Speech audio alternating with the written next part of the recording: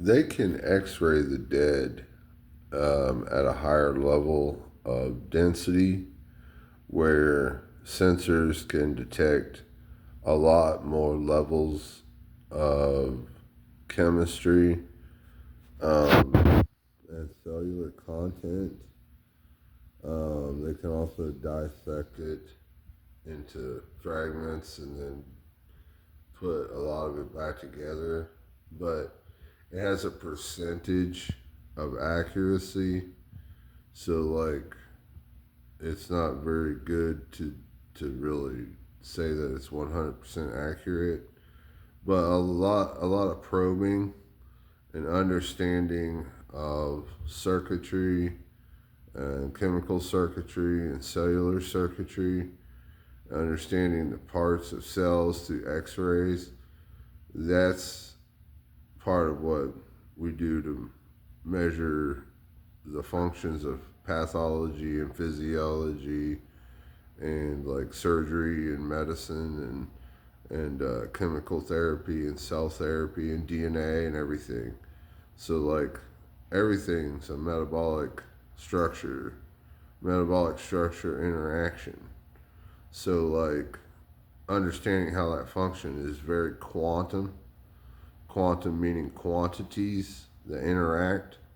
Like everything's made of particles that have volume, that interact. They're divisible.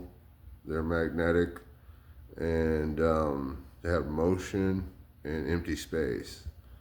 And basically, you have to gauge that with a computer that has enough capacity to understand the information through that transmits through a volume.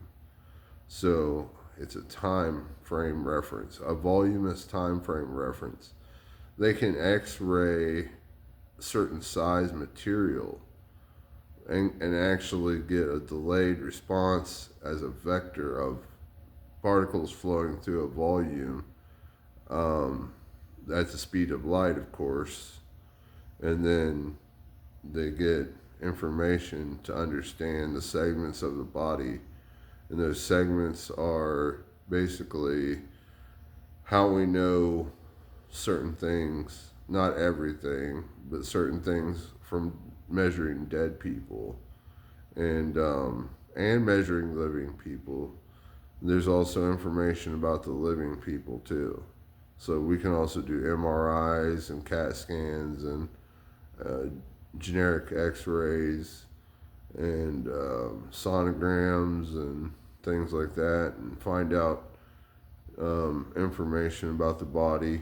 But we know a lot from also light microscopes, electron microscopes, and actually building a puzzle out of a chemical network. So it's just a chemical network. So that's all it is.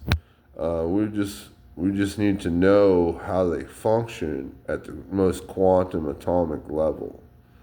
And then we build from atomic level to the chemical level to the cellular level and the energy level included.